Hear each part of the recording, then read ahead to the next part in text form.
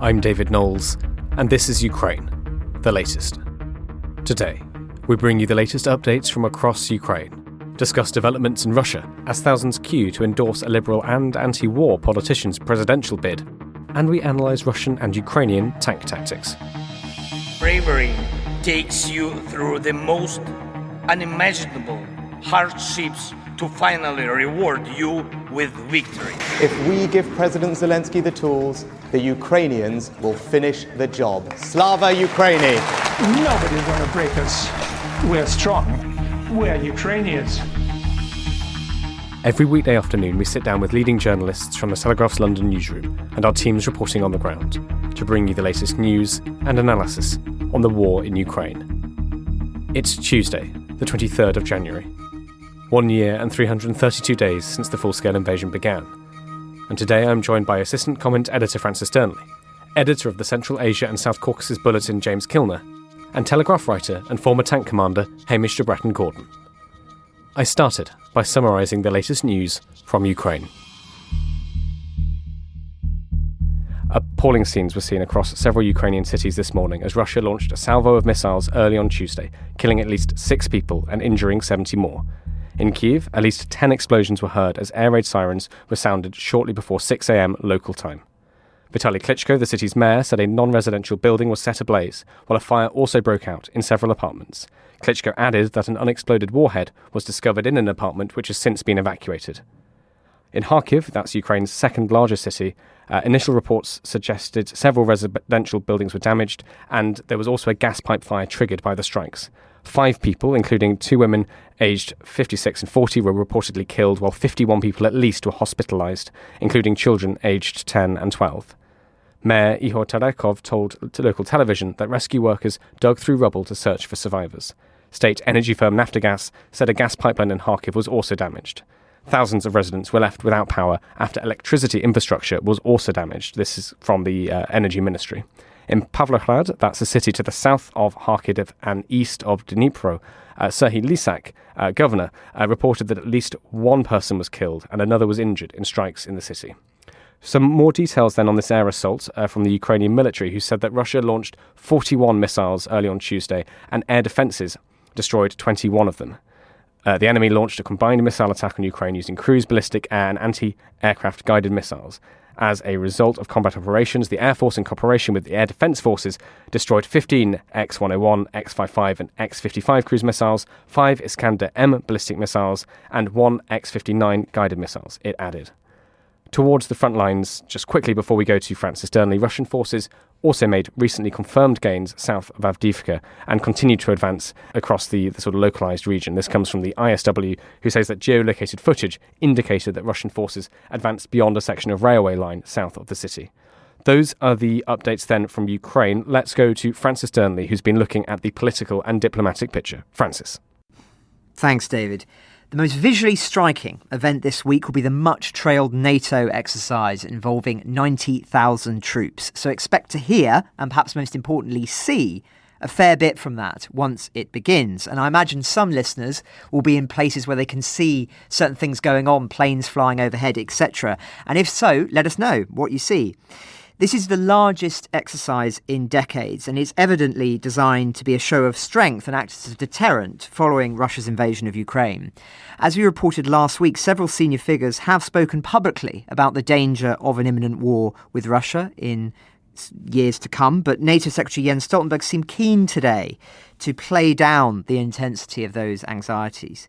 He said, "We do all of this to ensure that we have the forces in place to remove any room for miscalculation or misunderstanding in Moscow about our readiness to protect every inch of NATO territory.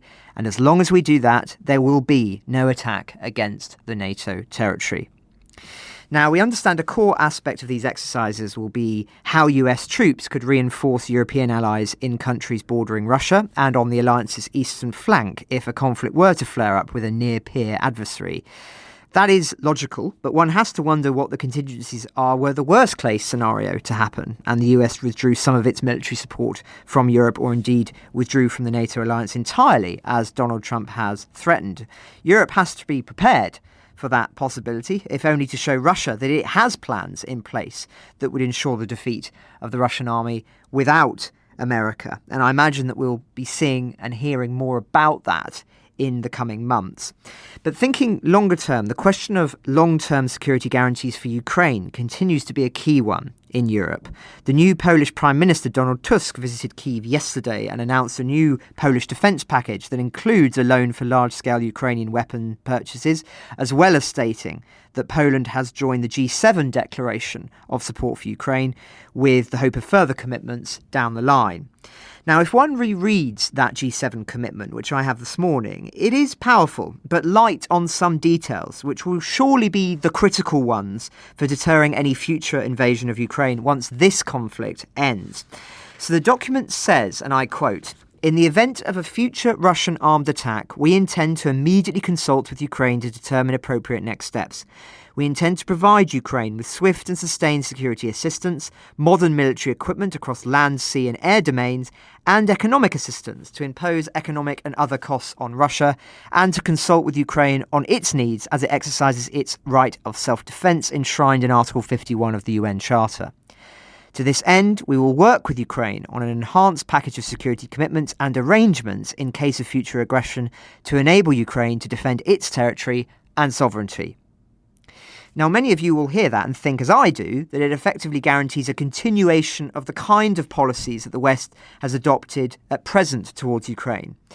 But is that enough? What Kyiv said it wanted is cast iron guarantees that certain countries would intervene militarily in a way reminiscent of an Article 5 type scenario were an attack on Ukraine to take place. And with that in mind, I was quite struck by the remarks of Alexander Litvinenko, the head of Ukraine's foreign intelligence, in The Economist, who argues that perhaps there is another way and that the recent security deal with Britain is a game changer that could mean Russia is deterred if other Western countries offered similar assurances. He writes, "Today, Ukraine is able to repel Russian aggression with adequate Western military and economic support. That support will remain effective if it is prolonged until Russian aggression stops, and comprehensive, encompassing political, economic, military and intelligence support, as well as help countering cyber warfare and disinformation. The most recent example of this approach is the signing of the Agreement on Security Cooperation between Ukraine and Britain on January 12th. Excluding the Baltic states, which are now part of the EU and NATO, this was the third agreement of its kind between a former Soviet republic and another country. It is the first of its kind to touch the core of the former Russian Empire. It is the first between Ukraine and a major power which enshrines emerging geopolitical reality in a legal agreement. It marks the deepest shift so far in the West's approach to the Russian concept of its spheres of influence. The subdued reaction of the British media to the agreement shows how normal and routine Anglo-European defence and security relations have become in the public mind. Now, as it has done throughout history," he continues, "Britain can serve as a model for others. The deal signed can pave the way for similar pacts with other Western countries. 11 of them are at various stages of negotiating such agreements with Ukraine." So just to remind ourselves, what did that cooperation between Britain and Ukraine offer? In short, quote from it, "a range of support for Ukraine's security, including intelligence sharing, cybersecurity, medical and military training, and defence industrial cooperation." In the details, it goes much further, in short, than that G7 statement. So perhaps Ukraine is content at present to have guarantees from Western countries to provide similar levels of support to now, in the hope that with enough of those commitments enshrined in law from, say, a dozen or more countries, that would be an effective enough deterrent without an Article 5 style situation in place. As Litvinenko writes, agreements on security cooperation are gradually moving Ukraine into the Western security space without requiring the presence of Western troops on Ukrainian soil. They accustom the world to Ukraine's participation in the alliance. Such agreements create the basis for Ukraine's accession to NATO. So as I say, perhaps for now, that is considered enough. But I would still posit that longer term, this question of the precise nature of security guarantees will be critical. As we saw with the Budapest Memorandum, the wording and the legal basis really counts. So sorry, a little bit of a deep dive on that subject, but I think it's really important when we talk about security guarantees that we don't just see that as blanket, that this is something actually that has a lot of degrees built within it, and those degrees are really, really important. So that's the question of defence integration. Just briefly, economic integration. It's another key step, of course, and that debate around grain passing into Europe will be familiar to listeners. And we learned today that the European Commission has extended its trade liberalisation with Kyiv for a further year to June 2025. The EU has, of course, suspended import duties, quotas and trade defence measures for imports from Ukraine since June 2022. However, those cheap Ukrainian grain exports have sparked protests by certain governments, farmers and truckers in neighbouring countries like Poland and Hungary. And the Commission is trying to find a way to square the circle, as it were, and present a proposal that allows for that liberalisation whilst at the same time taking into account the sensitivities of agricultural sectors in eastern member states of the bloc. So it's trying to keep everyone happy. Will it work? We don't know. But the longer term question of degrees of Ukrainian integration economically will be also heated, given the impact on farming industries in Europe. And I think the scale of how much they would be impacted is sometimes underappreciated in the commentary. It would be transformative. So you can see why the Commission has to try and ride this sort of halfway house. And finally, in another development, I said last week we were unsure of the timeline regarding Turkey giving the green light to Sweden's accession to NATO. Well, we have just learned that its parliament is expected to vote this week to ratify Sweden's bid to join the Western Defence Alliance, which would leave only Hungary as the potential stumbling block. As such, Hungarian Prime Minister Viktor Orban has said today that he's inviting his Swedish counterpart to Budapest to discuss the accession bid, which still needs approval from him if it is to pass, even with Turkey ratifying it potentially this week. Budapest has often denounced what it's called Stockholm's openly hostile attitude, accusing Swedish representatives of being repeatedly keen to bash Hungary on rule of law issues. So I imagine those discussions will be heated. We'll be watching it very closely. But it could be the week that we see Sweden see all barriers to it joining NATO formally removed. If so, it would be quite a moment. Thank you very much, Francis Sternley, for all of that. James Kilner, welcome back to the podcast. It's very good to have you back on. You've been casting an eye over several stories in Russia. What would you like to talk us through? Hi, David. Yeah, nice to be back on the pods. And please jump in if you've already covered this with your various correspondents covering Russia. But today, Boris Nadezhdin, a sort of liberal economist chap, he and his team claim to have raised the 100,000 signatures needed to get on the ballot for the presidential election in Russia in mid-March. This is really important for your listeners to follow, because he is a potentially, and I'll explain why I say potentially, he is an anti-war candidate. He's been on TV, he's written enough stuff about this and complaining and arguing against Putin's war, invasion of Ukraine in February 22 and also in 2014. Now, the election is important for watchers of the war in Ukraine because it is being shaped by the Kremlin as an opportunity to showcase ordinary Russian support for Putin's war. It's very difficult to gauge the actual support for his war. Analysts and commentators can only guess. But the general impression I get from watching this stuff quite closely is that support for Putin's war is actually far lower than the Kremlin wants it to be. And Nadezhdin is acting as a sort of lightning rod for some of this frustration. Now there's many, many caveats which I can get into in a minute, but he at the moment was at the pre-registrations phase. So currently candidates have to raise 100,000 signatures if you're representing an official political party, or 300,000 signatures if you're an independent candidate by the end of January to then be even considered by the Central Election Commission. And only after the Central Election Commission has considered your application are you then allowed onto the official ballot sometime beginning of February, and then candidates have 5 weeks or so to campaign. As we know, as we discussed previously on this podcast, Putin is actually standing as an independent candidate and not as a candidate of his United Russia party. His team's already said they've easily passed the 300,000 mark. They've got several million signatures, showcasing just how popular Putin wants people to believe he is. He wants people to see him as one of the great Russian wartime leaders. And in the meantime, there's several straw men that Kremlin's put forward, the usual sort of suspects, a chap from the Communist Party, a chap from the LDPR party. These are straw men who are there to give the illusion of plurality, but actually doing the Kremlin's bidding. But Nadezhdin is different. Boris Nadezhdin, he comes from the liberal economic wing of Russian politics. He's been around since the 1990s. He's actually been an advisor to Sergei Kirenko, who is a deputy chief of staff in the presidential administration. So he is known by authorities. He's on TV as a commentator.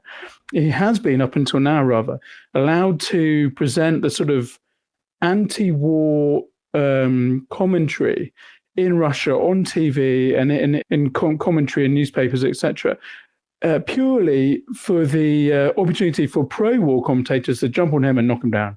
That's been his role. And it seems to me and to other analysts that he's been allowed to gather signatures to mount a potential presidential campaign, again, as an act of plurality, as sort of a Kremlin ploy to distract and to give the impression that this is some sort of functioning democracy, when in fact it obviously isn't. We know that two high-profile candidates have already been disqualified from the presidential race. Igor Girkin from the hardcore nationalist side, he's actually in prison, as you know.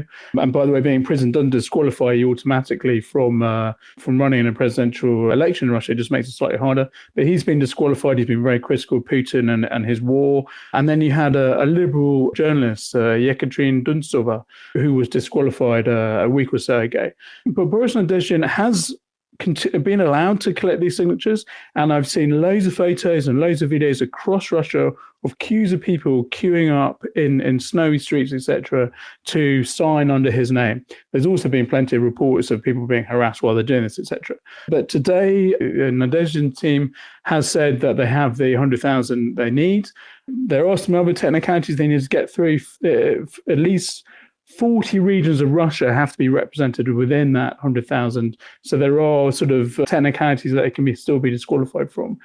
Now, as well as coming at irritating the Kremlin during a time it basically wants to have a fairly smooth election for Putin, it comes as you can really detect, and it's reading between the lines and reading widely here, growing frustration at the war in Ukraine, in Russia. Not only have you had reports of heating systems breaking down, which is angering local people, and all points to the Kremlin prioritizing manufacturing for its military manufacturing for its weapons industry, etc., over civilian infrastructure.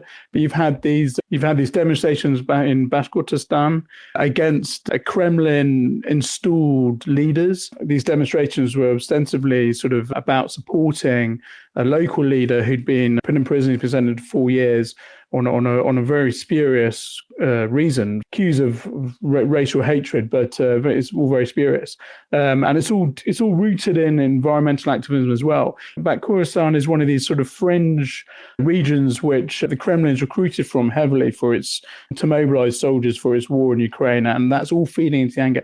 And these demonstrations where several thousand people came out and fought riot police. This was not a flash in the pan. There has been follow-up demonstrations. The Kremlin's cracked down hard. It's arrested ringleaders. It's promised that anyone arrested has no future, I quote, and has blamed separatists. This is a feature, saying blame separatists and outsiders. This is a feature of previous demonstrations on the fringe of Russia, including Dagestan at the end of last year. And I think we're going to see more of this as these sort of fringe regions, which the Kremlin has relied upon to mobilize, start to protest more heavily. I think we're going to see more blame on fringe, on sort of separatists and Ukrainian agents whipping up anti-Kremlin sentiment. In fact, they are very much anti-Kremlin. They're anti-mobilization. They're anti-war. It's just very difficult for people to express that so obliquely. Another group which is continuing to protest in Russia, despite all the danger which goes along with this, is the wives and mothers of mobilized men. This is the Put Domoy group, means the way home. They have continued to lay flowers every Saturday at war memorials and to stand outside public offices with placards calling for their men their men who were mobilised at the end of the end of 22 to finally be given a break from the front line. They have said they're not anti-war, but you can see the anti-war sentiment creep in. And one of their leaders, who was detained for the first time and then released without charge, did actually give her most anti-war comments that I've ever read a few days ago. So the anti-war rhetoric is coming. And there's now reports on Russian language Telegram channels, of the Putin movement attracting wise and mobilized men in Donetsk. As we know, the Donetsk region was illegally annexed by the Kremlin in September 22, and the men there were mobilized very early. So they were mobilized shortly after February 22, when the Kremlin initiated the full-scale invasion of Ukraine. So it's remarkable to me that women in Donetsk are joining this movement. It really shows that this sort of movement is growing in size and capacity. And it's a real headache for the Kremlin. The Kremlin is not sure how to deal with these women who are challenging the status quo around the war. Wives and mothers of mobilized men and Russian soldiers have always had a special place in the system. It's very difficult for the police just to go and arrest them and throw them in prison. The optics of that, especially in the run-up to an election, would look extremely bad for the Kremlin. So there's all that happening. There's economic problems. We've spoken about the egg price rises on this podcast before, and I've written about it in the newspaper. It's very much symptomatic of rising inflation across the board for civilian products and infrastructure. Although the headline figures from the Russian economists are that the Russian economy is handling the war and Western sanctions extremely well, life is getting more boring, more expensive, and generally tougher for ordinary Russians. And they're not, they fully understand that this is all linked to the war. So to circle right back to today's news, Boris Nadezhdin's claim that he now has 100,000 signatures, leaping over the bar that he needs to potentially become a presidential candidate, is really important to watch. It's going to be really important to watch the Kremlin's reaction. I don't expect him to be able to put his name on that, to be able to mount a campaign. Then I think he's going to get barred in some spurious technical reason. But it's going to be very interesting to see how the Kremlin handles that. They have a potentially destabilizing election to handle. Well, thank you so much, James, for that overview. Just a couple of follow-up questions. And of course, Francis and Hamish, if you have them as well, please do jump in. You touched on it very briefly just at the end there. But what happens with Boris Nadezhdin if this snowball continues to roll, if he keeps on getting more signatures, if he starts to overcome the sort of barriers or the sort of points of entry in the system? How would you... Again, you sort of touched on it, but because you hear a bit more, how would you expect the Kremlin to react as watchers, watching what's going on? What should we expect to see? So the classic way they will deal with this is they'll find the Central Election Committee is like the Kremlin's pit bull in this circumstances. It will very likely find a technicality, as it has done through previous elections, to be able to disqualify Nadezhdin. This may be, he's only got signatures from 39 regions in Russia rather than 40, or it may be that they decided that 10,000 of his signatures are fake, or whatever it is. And I would 100%, they do not need a genuine anti-war candidate on the ticket. It is too dangerous. The Kremlin just will not allow that to happen. And I think I think they've probably been a bit wrong-footed by this support by Nadezhdin, who is he's not a particularly high-profile liberal character in Russian politics, and I it's difficult to encapsulate in its entirety. But he divides this sort of liberal opposition as it is anyway. Typically, he wasn't particularly trusted at the beginning when he put his name forward. Although they have gotten behind him now, he has got some important endorsements from the likes of Mikhail Khodorkovsky, Duntsova herself, and even members of Navalny's team in exile, not from Navalny himself, I don't think, not that I've seen. So he has managed to coalesce this opposition support around him. And that, I think, is the problem for the Kremlin. And I think his potential run for the presidency is going to end in the next week or so. And that's definitely something for people who are interested in this war to watch out for. I don't know whether that will trigger any street protests, but that's definitely a flashpoint. James, great to hear your voice on the podcast. It's been a while since we've shared the airwaves together. Just a quick one from me. Obviously, I think we know how this election is going to end with Putin winning. But within that parameters, you've laid out, I think, very well today, that there is more to this election than just the rubber stamping. We can read quite a lot about the state of Russian society, depending on what happens. So if I put to you, what would an unsuccessful re-election for Putin look like? As in, he's going to win anyway, but where would we expect to see some of that fraying that's suggestive that all is not well in the Russian state? Hi, Francis. Yep, it's always good to be back. So thank you very much. I've been reading various accounts from supposed Kremlin insiders or quotes from Kremlin insiders from Russian opposition, saying that the Kremlin considers a 70% win rate or vote rate for Putin at the election on a 70% turnout to be their ambition. So that from a very sort of oblique data point of view is what viewers should be looking out for. And obviously we know that they road tested their electronic voting systems last September in regional elections, and they're rolling out again this time. There's 3 days of voting in the middle of March. And one of the reasons they're keen on this electronic voting, they claim it's good for democracy and will get higher turnouts.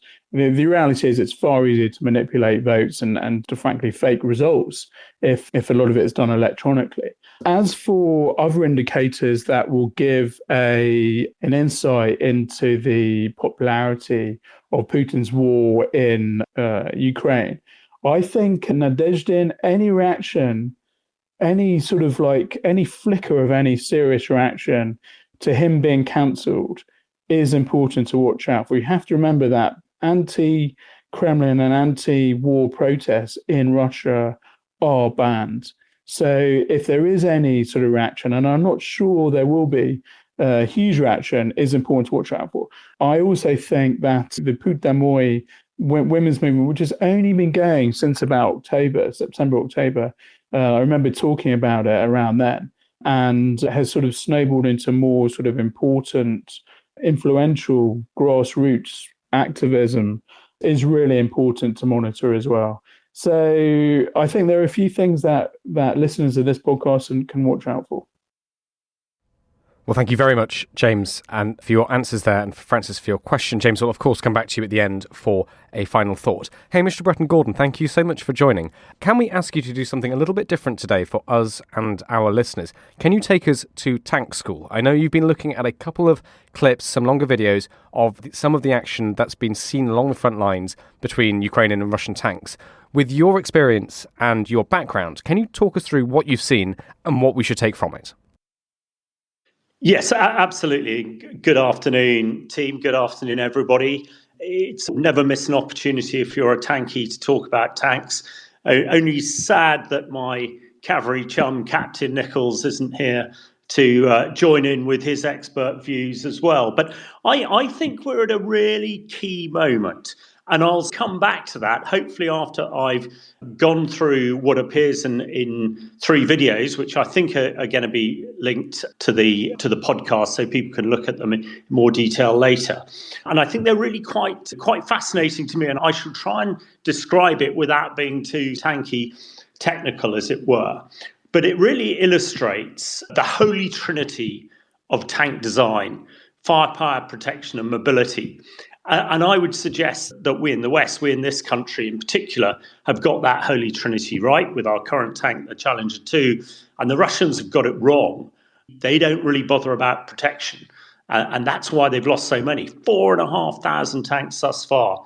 But the third video, if you like, which hopefully everybody's seen, was on the Telegraph website on Thursday. Joe Barnes wrote up a piece on it, which I gave him a few comments on. And then I wrote in the paper on Friday really what I thought that means. And it rather, although it was a Russian tank that was destroyed, as a former tank commander, to see a tank destroyed by an infantry vehicle really does make one shudder a little bit.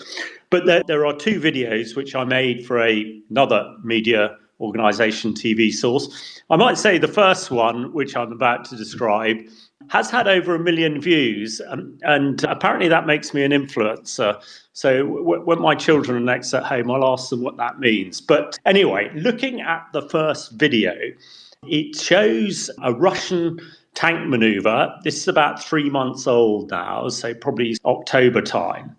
But it's basically 3 Russian tanks, T-72s and T-64Bs, and some infantry fighting vehicles, probably BRDMs or BMPs.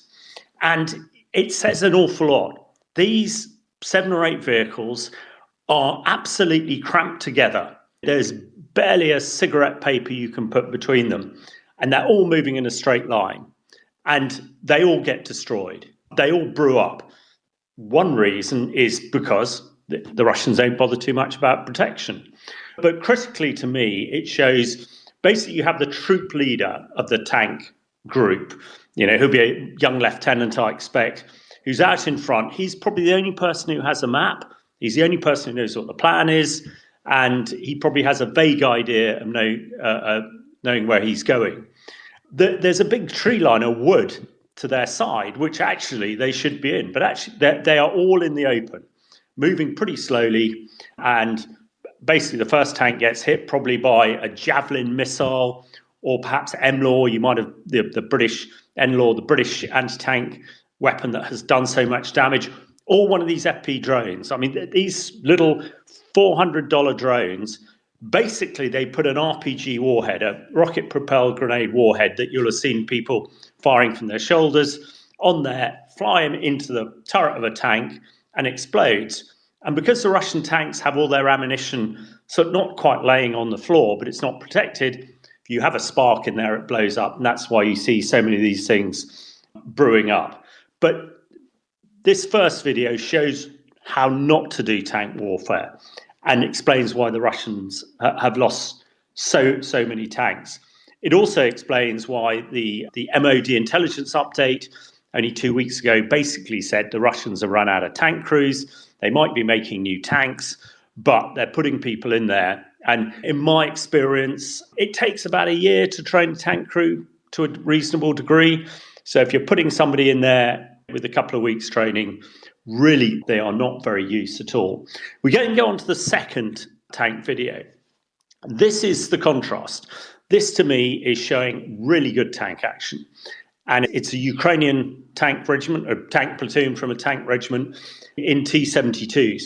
Now, the first thing to note here, the tanks are actually camouflaged. They've got some camouflage on them. We've seen all the videos of drones flying around. It's really important to try and hide yourself on the battlefield. Again, it's a symptom of ill discipline and poor training not to do that. So the fact that these tanks are actually camouflaged, and you'll see in this particular piece, they are moving in and out of the woodlands, and they are firing. They are what we call jockeying.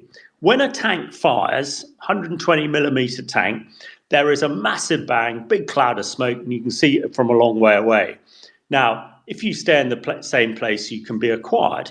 But in the second video, you'll see that the Ukrainian tanks are fairly well spaced out. Now, the key thing about spacing is that if I'm sitting in my Challenger 2 and I'm looking through my tank sight, my field of vision, how far I can see, is about 200 meters left to right. Now, if I'm looking through that tank sight at the Russian tanks in the first video, in my 200 meters, I can see all 4 tanks and all 3 infantry vehicles. So for me as a tank commander, it's very easy because basically I'm putting my aiming mark, if you like, on the first tank. And while my tank gun is firing at it, I'm at what we call acquiring the others. And if I don't have to move my sight, I can take 8 out very quickly. So that's what we saw in the first vid. In the second video, we see that the actually Ukrainian tanks are well spaced out. They're moving, they're firing, they're moving back quickly. You'll also see them using smoke. They have smoke grenade discharges, or you can basically inject fuel into your exhaust pipes. That puts out a huge load of smoke. Again, not if you've got a thermal sight, you'll see through it, but if you're just looking through ordinary sort of vision, then that is enough to obscure what you're doing. So that second video, they're moving around, they're firing. Interestingly enough, there's quite a lot of artillery fire coming on. If you're in a tank, that's not a problem. You get a direct hit, it is. But you're seeing here that they can operate fairly happily with this, with fire going on and shooting and scooting. Here they're in fairly close engagements, but what actually we know Challenger 2 is really good at and been used at in the Ukraine is long range. We're talking here about 3K, 3,000 meters. And if you've got a drone at the far end spotting for you, you can be really accurate. So then moving on to the third video, which was in the paper on Thursday and Friday last week. This shows a Bradley infantry fighting vehicle. Interesting enough, made by BAE Systems these days, and I'm sure their shares have shot up. But this infantry vehicle attacking a T-90, much lauded, the Russians' indestructible tank, their most modern. But the Bradley is manoeuvring around, not being stuck in one place, but the T-90 is rolling slowly towards it in a very snowy landscape, and it sticks out. I mean, they should have painted it white or something like that just to make it blend in, which throughout the ages, and I might be getting over involved in the detail. Now that I'm actually writing a book about this stuff, I'm going into all these things about camouflage and deception. And if you get the chance, look at the types of colours we painted. The British painted our tanks in Berlin after the war. Absolutely incredible to make them try and blend in with the background. But in this case, the Bradley infantry fighting vehicle with a 25mm Bushmaster cannon, in effect, a large machine gun. You can see it firing repeatedly at the T-90, and eventually the T-90 brews up. The Ukrainian crew who were interviewed at this over the weekend was going, well, we know where the weak spots are, and that's where we fired. And there may be something in that. They fire at the turret ring, that's where the turret joins the hull. Maybe there's weakness there. But for a new tank like a T-90 to brew up, that is incredible. And again, it's isolated. Whether you're a soldier or a tank, if you're fighting, you need to have mutual support. So where you're moving, somebody is static on the ground covering you. This T-90 is on its own, and it's rolling into what we call the killing zone or the killing box. So those Ukrainian defenders will have worked out where they would like this tank to go and then make sure they focus all their firepower on it. And that's exactly what they've done. I understand that an FP drone followed up and completely took out that tank. So I think it's really interesting. One of the other key things, and I go back to the holy trinity of firepower, protection, mobility. From what I'm aware, not a single person has been killed in a Challenger 2, a Leopard 2 or an Abrams in Ukraine, which is amazing. But it really underwrites the key thing about protection. You know, you protect your crews so they can fight again, whereas the Russians don't. They brew up and they've basically run out of crews. So what to all of that? Why do I think this is a moment that we should look at? Well, if we now consider that our Ukrainian tank force and supported by its armoured infantry know what they're doing, and these videos would appear to show it. If we look at the Russians, that they might have tanks, but they've run out of experienced tank crew, and we hear a lot about stagnation at the moment, and in fact we're on a frozen front. Well, maybe things are about to change.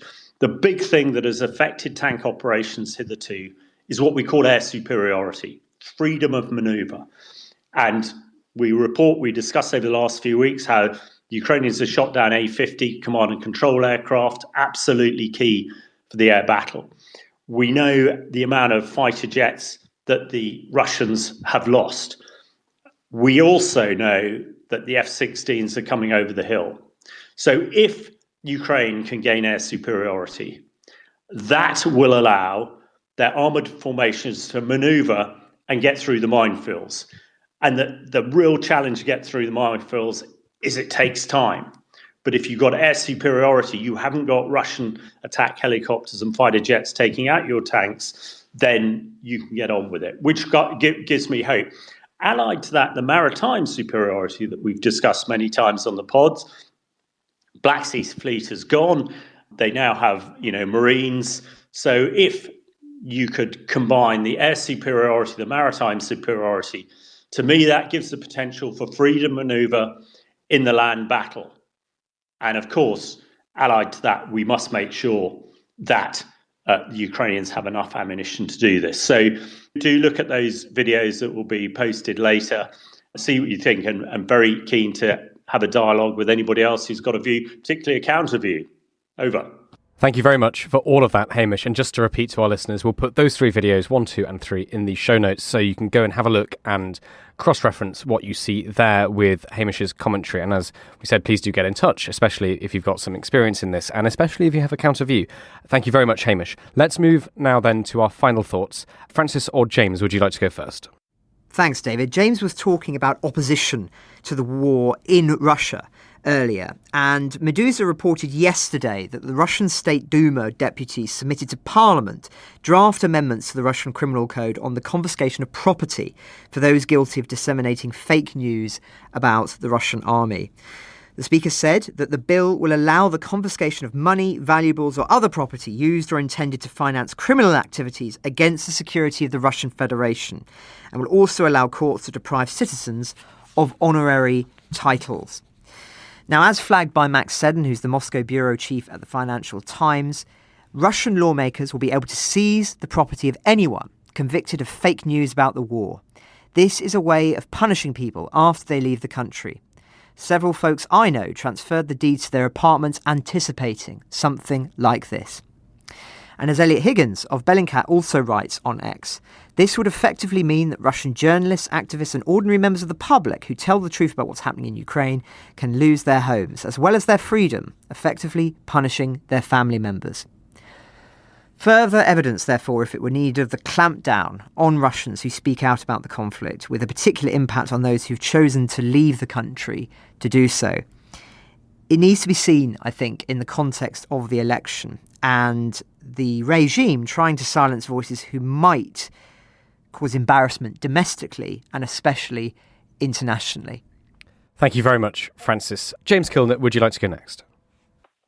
So just quickly to follow up on what Francis was saying about this bill introduced in the Russian Duma yesterday, I think it's important to understand that the timing is also deliberate. It is less than 2 months before this presidential election, and it does make it even tougher for people to go out and protest in any way, no matter how subtly, because one of the charges they get slapped down with is discrediting the Russian army, and discrediting the Russian army is one of the reasons, if this bill goes through, which of course it will, you could lose your home. So people are going to think yet again that it's just not worth standing up to the Kremlin. So I think the timing is really important here as well. This is designed to make people think twice again about protesting against Putin and his war.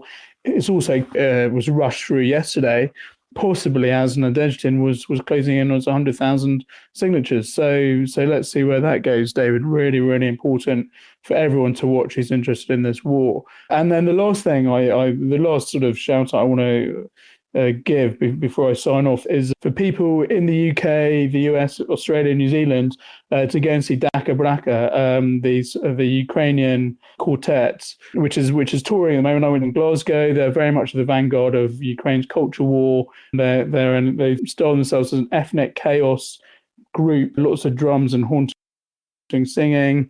It is really incredible concert, and is also very geared towards the war. They've been touring essentially constantly since the war started with their anti-Russia, anti-Kremlin messages and how they still think that Ukraine's going to win. They're playing Birmingham tonight, and then they move down to the southwest of England before heading over to America and then Australia. Well, thank you very much, James and Francis. Hamish, very quickly, your final thoughts, please. Yeah, thanks. My final thought, after hopefully my upbeat tank area, just a quick thing on the doomsday clock, which is being reset in about an hour's time. This is the gauge by nuclear scientists around the world on how close we are to nuclear conflict. Last year, it was set at 90 seconds before midnight. when the Soviet bloc broke down, it was out at 17 minutes towards midnight. I think it's important that we do not forget, with Iran now having weaponized uranium and all the aggression that it's throwing across the Middle East at the moment, of course, North Korea, and of course, Russia. There's a story in various papers today that the Russians, again, are talking about using tactical nuclear weapons. So it is such an important piece with everything else that's vexing us at the moment, that let's hope that our leaders are staying abreast of that and making sure that we don't get any closer than 90 seconds to midnight. Thanks. Ukraine the Latest is an original podcast from The Telegraph. To stay on top of all of our Ukraine news, analysis and dispatches from the ground, subscribe to The Telegraph. You can get your first 3 months for just £1 at www.telegraph.co.uk/Ukraine the Latest. Or sign up to Dispatches, our world affairs newsletter which brings stories from our award-winning foreign correspondents straight to your inbox. We also have a Ukraine live blog on our website, where you can follow updates as they come in throughout the day, including insights from regular contributors to this podcast. You can listen to this conversation live at 1 p.m. London time each weekday on Twitter Spaces. Follow The Telegraph on Twitter so you don't miss it. To our listeners on YouTube, please note that due to issues beyond our control, there is sometimes a delay between broadcast and upload. So if you want to hear Ukraine the Latest as soon as it is released, do refer to the podcast apps. If you appreciated this podcast, please consider following Ukraine the Latest on your preferred podcast app. And, if you have a moment, leave a review, as it helps others find the show. You can also get in touch directly to ask questions or give comments by emailing ukrainepod@telegraph.co.uk. We do read every message. And you can contact us directly on Twitter. You can find our Twitter handles in the description for this episode. As ever, we are especially interested to hear where you are listening from around the world. Ukraine the Latest was produced by Giles Gear, and the executive producers are David Knowles and Louisa Wells.